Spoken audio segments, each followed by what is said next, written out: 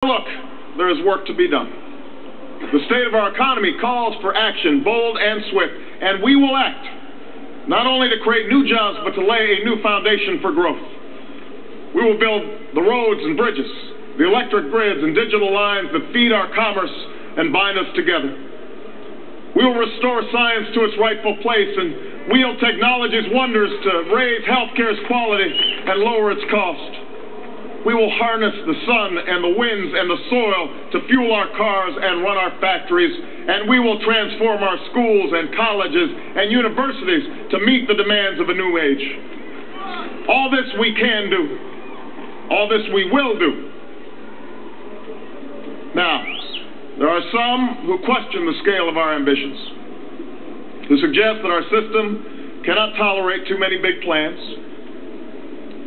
Their memories are short, for they have forgotten what this country has already done, what free men and women can achieve when imagination is joined to common purpose and necessity to courage. What the cynics fail to understand is that the ground has shifted beneath them, that the stale political arguments that have consumed us for so long no longer apply.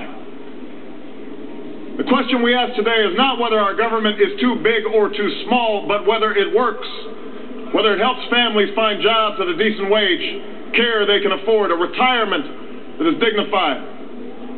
Where the answer is yes, we intend to move forward.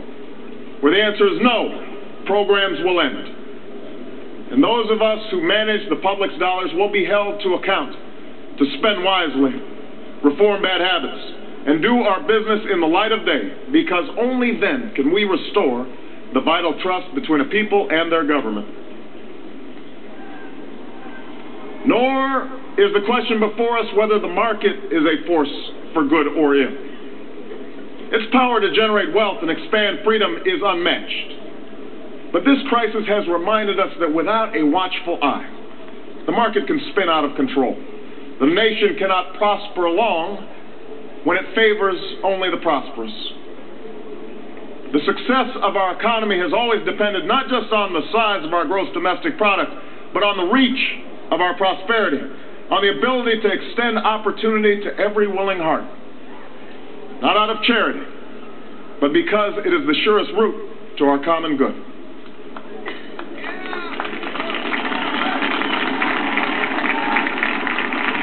As for our common defense, we reject as false the choice between our safety and our ideals.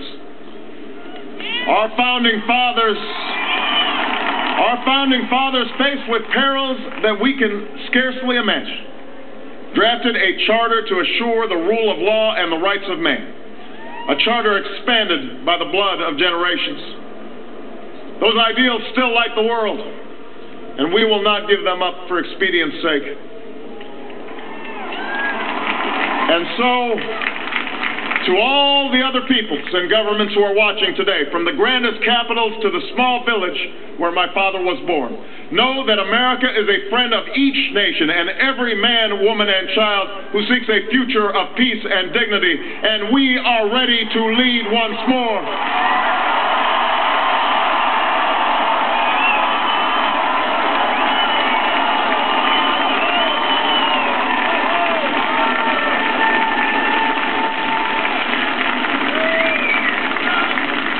Recall that earlier generations faced down fascism and communism not just with missiles and tanks, but with the sturdy alliances and enduring convictions.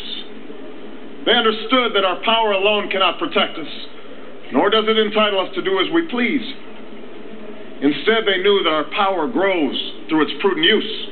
Our security emanates from the justness of our cause, the force of our example, the tempering qualities of humility and restraint. We are the keepers of this legacy. Guided by these principles once more, we can meet those new threats that demand even greater effort, even greater cooperation and understanding between nations. We will begin to responsibly leave Iraq to its people and forge a hard-earned peace in Afghanistan. With old friends and former foes, we will work tirelessly to lessen the nuclear threat and roll back the specter of a warming planet. We will not apologize for our way of life, nor will we waver in its defense. And for those who seek to advance their aims by inducing terror and slaughtering innocents, we say to you now that our spirit is stronger and cannot be broken. You cannot outlast us, and we will defeat you.